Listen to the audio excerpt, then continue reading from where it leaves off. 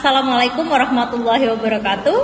Selamat pagi dan salam sejahtera untuk kita semua. Perkenalkan, nama saya Revi Hafizah. Di sini saya selaku moderator dari kelompok 3. Di sini kami akan membahas mengenai kontrak bisnis dan studi kasus kontrak pada PT Pertamina Patra Niaga. Dalam dunia bisnis modern, kontrak menjadi landasan utama bagi setiap kegiatan ekonomi dan hubungan hukum antara pihak-pihak yang terlibat. Kontrak bisnis bukan sekedar dokumen formal, melainkan alat untuk memastikan bahwa kesepakatan yang dibuat memiliki kekuatan hukum yang jelas, mengatur hak dan kewajiban, serta memberikan kepastian hukum bagi para pelaku bisnis. Di Indonesia, dasar hukum kontrak bersumber pada Kitab Undang-Undang Hukum Perdata atau KUH Perdata, khususnya pada pasal 1313 dan pasal 1320 yang menjelaskan pengertian serta syarat sahnya suatu perjanjian. Dengan berkembangnya dunia perdagangan, baik secara nasional maupun internasional, pemahaman tentang kontrak bisnis menjadi semakin penting, termasuk bentuk, asas, dan resiko yang mungkin timbul di dalamnya. Baik, untuk materi pertama akan disampaikan oleh Saudari Arum Nurhayanti. Baik teman-teman, di sini kita akan membahas mengenai pengertian kontrak bisnis. Istilah kontrak berasal dari bahasa Belanda yaitu verbintenis atau overeenkomst yang berarti perikatan atau perjanjian. Menurut pasal 1313 KUH Perdata, perjanjian adalah suatu perbuatan dengan mana satu orang atau lebih mengikatkan dirinya terhadap satu orang lain atau lebih. Secara umum, kontrak bisnis merupakan perjanjian yang dibuat antara dua pihak atau lebih untuk menciptakan hubungan hukum di bidang bisnis dengan tujuan tertentu, seperti jual beli, sewa, lisensi, atau kerjasama usaha. Beberapa pengertian menurut para ahli. Yang pertama adalah Lawrence M. Friedman, yaitu kontrak adalah seperangkat ketentuan hukum yang mengatur aspek-aspek tertentu dari pasar serta jenis perjanjian tertentu. Yang kedua ada Van Dan, yaitu kontrak merupakan hubungan hukum antara dua pihak atau lebih yang berdasarkan pada kesepakatan untuk menciptakan hukum. Dan yang terakhir ada Black Law Dictionary, yaitu kontrak adalah perjanjian antara dua orang atau lebih yang menciptakan kewajiban untuk melakukan atau tidak melakukan suatu tindakan tertentu. Baik teman-teman, selanjutnya kita akan membahas mengenai syarat sahnya kontrak. Menurut pasal 1320 KUH Perdata, suatu kontrak dianggap sah apabila memenuhi 4 syarat berikut. Yang pertama, ada kesepakatan para pihak, yaitu tidak ada unsur paksaan atau penipuan. Yang kedua, ada kecakapan para pihak, yaitu mereka yang membuat kontrak harus dewasa dan cakap hukum. Yang ketiga, ada suatu hal tertentu, yaitu objek perjanjian harus jelas dan dapat diidentifikasi. Dan yang terakhir keempat, yaitu sebab yang halal adalah tujuan kontrak tidak boleh bertentangan dengan hukum, moral, ataupun ketertiban umum. Apabila salah satu syarat tidak terpenuhi, maka kontrak dapat dibatalkan atau dianggap tidak sah. Baik teman-teman, selanjutnya kita akan membahas mengenai asas-asas dalam kontrak. Hukum kontrak didasarkan pada beberapa asas pokok, yaitu yang pertama, ada asas konsensualitas, yaitu kontrak terjadi karena adanya kesepakatan para pihak tanpa memerlukan bentuk tertentu. Yang kedua, ada asas kekuatan mengikat, yaitu setiap perjanjian yang dibuat berlaku sebagai undang-undang bagi pihak yang membuatnya, atau pasal 1338 KUH Perdata. Dan yang terakhir ketiga, ada asas kebebasan berkontrak, yaitu para pihak bebas menentukan isi, bentuk, dan mitra kontraknya selama tidak melanggar hukum dan kesusilaan. Baik, terima kasih pembahasan yang sangat baik oleh Saudari Arum. Untuk materi yang kedua akan disampaikan oleh Saudara Irfan Alfian. Baik, selanjutnya saya akan menjelaskan tentang risiko, uang prestasi, dan keadaan memaksa dalam suatu kontrak. Menurut pasal 1234 KUH Perdata, setiap pihak yang membuat kontrak memiliki kewajiban untuk memenuhi prestasi, yaitu menjalankan apa yang sudah disepakati. Kalau kewajiban itu tidak dipenuhi, maka terjadilah wan prestasi. Wan prestasi bisa muncul dalam beberapa bentuk, misalnya yang pertama, tidak melaksanakan kewajiban sama sekali, yang kedua, melaksanakan kewajiban tetapi tidak sesuai perjanjian, lalu melaksanakan kewajiban tetapi terlambat, atau justru melakukan sesuatu yang dilarang di dalam kontrak. Nah, akibatnya dari pihak prestasi cukup serius. Pihak yang dirugikan bisa menuntut ganti rugi, meminta pembatalan kontrak, atau mengalihkan risiko kepada pihak yang lalai. Namun, ada kondisi di mana debitur bisa terbebas dari tanggung jawab, yaitu ketika terjadi force majeure atau keadaan memaksa, misalnya bencana alam atau krisis ekonomi besar yang benar-benar tidak bisa diprediksi dan tidak bisa dihindari. Baik, berikut adalah beberapa macam kontrak bisnis yang umum digunakan. Pertama, letter of intent, yaitu dokumen awal yang menunjukkan niat kerjasama sebelum kontrak resmi dibuat. Kedua, perjanjian sewa komersial, yaitu kontrak yang memberi hak kepada penyewa untuk memakai properti kegiatan bisnis. Ketiga, perjanjian konsultasi, yaitu kesepakatan antara konsultan dan klien mengenai jasa yang diberikan. Keempat, perjanjian lisensi, yaitu izin yang diberikan kepada pihak lain untuk menggunakan hak kekayaan intelektual seperti merek dagang atau paten.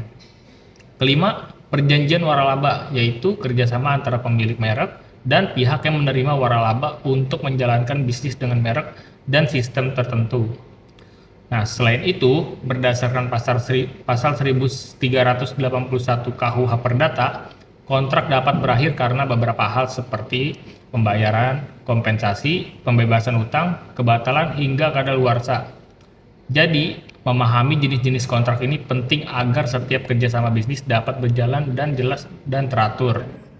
Ya, itulah tadi materi yang disampaikan sangat baik oleh teman kita Irfan. Untuk materi yang selanjutnya akan disampaikan oleh Umi Faijatul Fitri. Oke, baik. Selanjutnya di sini saya akan membahas tentang anatomi kontrak bisnis. Secara umum, kontrak bisnis terdiri atas 3 bagian. Yang pertama ada bagian pendahuluan, yaitu mencangkup nama kontrak, tanggal, identitas para pihak, dan latar belakang perjanjian. Lalu yang kedua ada isi, berisi klausula, klausula utama seperti definisi, transaksi, hak, dan kewajiban, serta penyelesaian sengketa. Lalu yang terakhir, yang ketiga, yaitu penutup, berisi tanda tangan, domisili hukum, serta ketentuan penegasan bahwa kontrak sah dan mengikat. Baik, selanjutnya kita akan membahas tentang dasar hukum berakhirnya kontrak. Jadi sebuah kontrak tidak berlaku selamanya. Kontrak bisa berakhir karena berbagai sebab hukum sebagaimana diatur dalam pasal 1381 KUH Perdata, antara lain yang pertama tentang pembayaran atau pelunasan prestasi. Jika salah satu pihak telah memenuhi kewajibannya sesuai perjanjian, maka perikatan dianggap selesai dan kontrak berakhir dengan sendirinya. Lalu yang kedua ada penawaran pembayaran yang diikuti dengan penitipan atau consignment.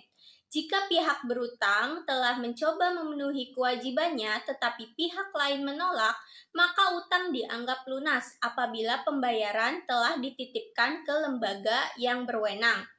Lalu yang ketiga ada pembaharuan utang atau disebut juga dengan novasi.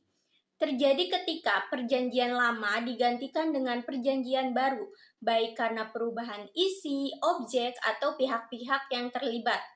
Lalu yang keempat ada perjumpaan utang atau yang disebut juga dengan kompensasi. Jika dua pihak saling memiliki utang dan piutang dengan jumlah yang dapat diperhitungkan, maka kontrak dapat berakhir karena saling menghapuskan kewajiban. Lalu yang kelima ada yang namanya pencampuran utang atau disebut juga dengan confusio. Kontrak berakhir apabila kedudukan sebagai kreditur dan debitur melebur dalam satu orang, misalnya akibat pewarisan. Lalu yang keenam ada pembebasan utang atau remisi. Terjadi apabila kreditur secara sukarela melepaskan hak dan utang di debitur. Lalu yang ketujuh ada yang namanya musnahnya barang yang menjadi pokok perikatan. Jadi apabila objek perjanjian hilang atau musnah di luar kesalahan pihak, maka perjanjian berakhir secara otomatis. Lalu kedelapan adanya berlakunya syarat pembatalan atau unbinding for what. Jadi kontrak juga dapat berakhir jika salah satu pihak melanggar syarat pembatalan yang telah disepakati. Di dalam dasar hukum ini menunjukkan bahwa keberlangsungan kontrak tidak hanya ditentukan oleh pelaksanaan, tetapi juga oleh perubahan keadaan dan kehendak para pihak. Baik, untuk studi kasus dari PT Pertamina Patra Niaga akan disampaikan oleh Muhammad Raid Aufa. Studi kasus A. Sejarah perusahaan. PT Pertamina Patra Niaga adalah anak perusahaan PT Pertamina atau Persero yang bergerak dalam perdagangan dan industri BBM di Indonesia. Berdiri sebagai bagian dari transformasi Pertamina untuk memperkuat sektor niaga. Patra Niaga bertanggung jawab memenuhi kebutuhan energi, industri pertambangan, dan komersial melalui sistem kontrak jual beli BBM non-subsidi. Perusahaan ini telah bekerja sama dengan banyak konsumen industri melalui kontrak komersial jangka panjang. Dalam perjalanannya, Patra Niaga memegang peran penting dalam penetapan harga dasar BBM, pengiriman, dan mekanisme transaksi yang dilakukan secara sah dan tertulis dalam ketentuan hukum perdata. B. Artikel yang berkaitan dengan pembahasan. Kasus yang dibahas adalah dugaan korupsi dalam penjualan BBM non-subsidi kepada 13 perusahaan industri. Ahli hukum menegaskan bahwa transaksi tersebut merupakan hubungan kontrak bisnis murni, bukan tindak pidana. Penetapan harga BBM dilakukan langsung oleh Pertamina, sehingga selisih perhitungan tidak dapat dianggap sebagai kerugian negara. Kasus ini menunjukkan adanya potensi kriminalisasi kontrak yang dapat mengganggu iklim investasi dan kepastian hukum. Ahli hukum menegaskan bahwa kontrak tersebut merupakan hubungan keperdataan murni, bukan korupsi, karena memenuhi pasal 1320 dan 1338 KUHP Perdata. C. Analisis perusahaan. Kontrak PT Pertamina Patra Niaga merupakan salah satu kontrak yang sah secara hukum dan sudah memenuhi syarat sah perjanjian. Pasal 1320 KUHP Perdata. Syarat kontrak digunakan sebagai dasar kerjasama, mencakup harga, volume, metode pembayaran, pengiriman, force major, dan penyelesaian sengketa. Asas-asas kontrak berlaku, kebebasan berkontrak, paktasan servanda, kepastian hukum, dan itikat baik. Risiko utama, selisih harga, kekeliruan perhitungan internal, potensi markup di Pertamina, dan salah tafsir bahwa kesalahan kontrak korupsi. D. Solusi penyelesaian. Sengketa terkait selisih harga harus diselesaikan sebagai persoalan perdata, bukan pidana. Menggunakan mekanisme kontrak, negosiasi, mediasi, arbitrase. Memperjelas klausul harga, formulasi perhitungan, dan tanggung jawab risiko. Melakukan audit internal Pertamina tanpa menarik konsumen ke ranah pidana. Menghindari kriminalisasi kontrak agar dunia usaha tetap memiliki kepastian hukum.